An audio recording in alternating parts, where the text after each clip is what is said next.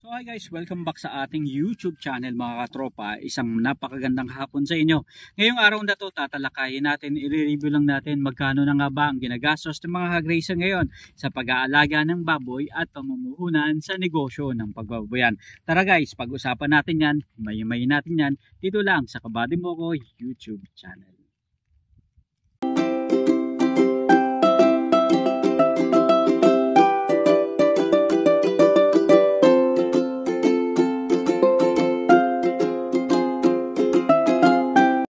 So guys, balikan lang natin yung mga nakaraang mga panahon, ilang years, ngayon 2025. Balikan natin noon, ang pamumuhunan sa negosyo ng pagbabayan dati is simple lang. Magtayo ka lang ng konting kubo-kubo, barong-barong para sa baboy is okay na. Ngayon kailangan talaga na paghandaan natin at iyakin natin na ligtas ang ating mga alagang baboy. Sa negosyo ng pagbabuyan, sabihin natin na hindi na rin biro yung gastusan. Pero malaki yung tsansa na magkaroon tayo ng profit. Kaya naman ngayong araw na to, himay-himayin natin, pag-usapan natin magkano na ba ang magagastos natin kung tayo ay papasok sa negosyo ng pagbababuyan. Ngayon mga katropa, kung magpapagawa tayo ng isang pig pen na maliit lang na kasya ang 5 baboy o maaaring hanggang 10 baboy, maaari tayong gumastos sa housing ng 30 to 35,000. Depende sa kung anong klaseng materialis natin. Ipagpalagay na natin na talagang pinakasimple yung gagamitin nating materialis, mahina na dyan yung 10,000 to 15,000 na gastos natin. Ngayon, sa material cost pa lang, talaga namang medyo malaki-laki na, di ba? Kaya naman yung sinasabi natin na between 10,000, 15,000, yun yung mga medyo backyard talaga na concept ng negosyo ng pagbababoyan. Ibig sabihin yung paggawa mo ng pig pen, talagang mga yung mga materialis mo is galing din sa pwedeng galing sa mga puno, ayan, sa mga bimbo, sa mga sa wali, ayan. Pero hindi ibig sabihin hindi ka nagagastos sa 10,000, pinakamababang gagastosin mo dyan dahil gagastos ka syempre sa labor cost. Kaya importante naman talaga na binabudgetan natin itong pagnenegosyo na ito. So ibig sabihin pala, kung susumahin natin total ang magagastos dito kasama yung mga labor cost, maaari tayong gumastos. Ayun, di ba? Maaari tayong gumastos ng mga 40k. Ayan, 40 to 60k. Depende sa kung gaano tayo kaarte bilang isang hog raiser, bilang isang magbababoy. Mas maarteng magbababoy, mas malaki ang gastos. Mas simpleng magbababoy, then kayang-kaya, di ba? Ayun. Now, puntahan naman natin sa 10 baboy na gusto nating alagaan. Magkano kaya magagastos natin dyan? Kung ang presyohan ng baboy is 3,800, ibig sabihin 38,000 kaagad ang magagastos mo. Diba? 10 baboy na alaga. Ngayon, pig pen para sa 10 baboy, kasama na lahat ng mga labor cost, maaari tayong gumastos ng hanggang 60,000. Between 10,000 sa mga maliliit na pig pen, pero kung 10 baboy, at least 35,000 hanggang 60,000. Depende kung maarte yung mga katropa nating magbaboy tulad So 38,000 plus 60,000, di ba? So 98,000 agad mga katropa. Ngayon mga katropa, puntahan naman natin magkano naman ang magagastos sa pagkain sa bawat isang baboy.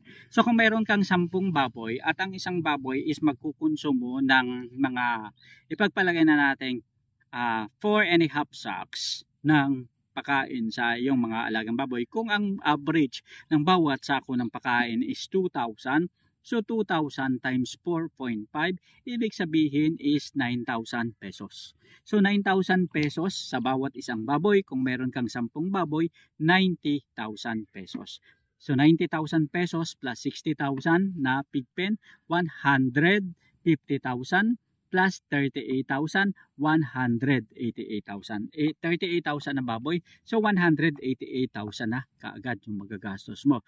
Pakain sa baboy, plus pig pen na pinagawa mo, plus yung piglets, mga biik na binili mo na 38,000. So 188,000 mga katropa.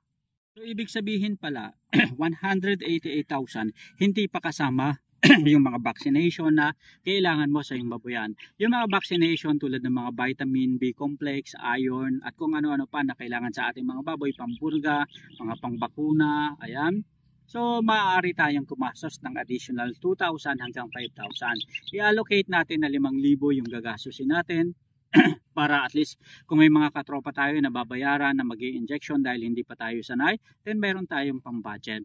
So 188,000 plus 5,000 is equals to 193,000 pesos. Ibig sabihin, kung idadagdag pa natin yung yung magiging bill natin sa tubig at magiging bill natin sa ilaw, karaniwan na sa mga magbababoy, meron silang pinagagawang balon para at least less minus gastos na sila sa tubig.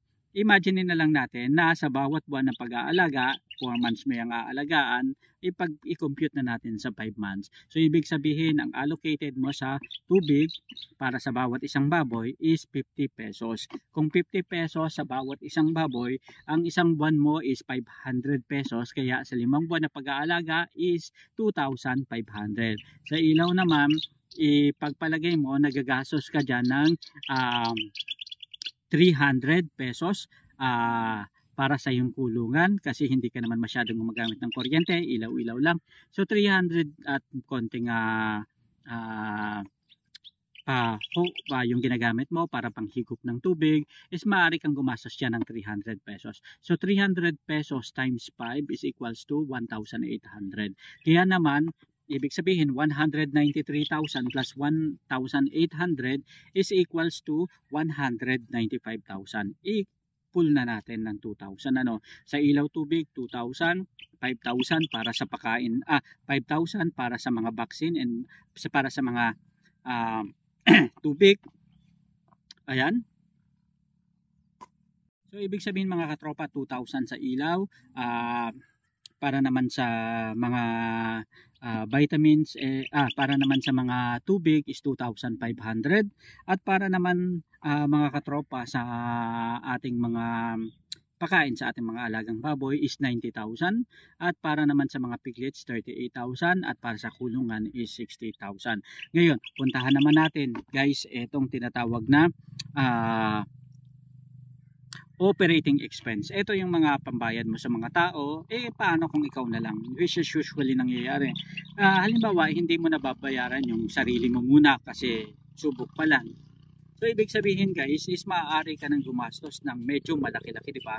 Halos kulang-kulang yung 200k sa gastusin bilang panimula sa negosyo ng pagbabuyan sa pag-aalaga ng 10 baboy pa lang.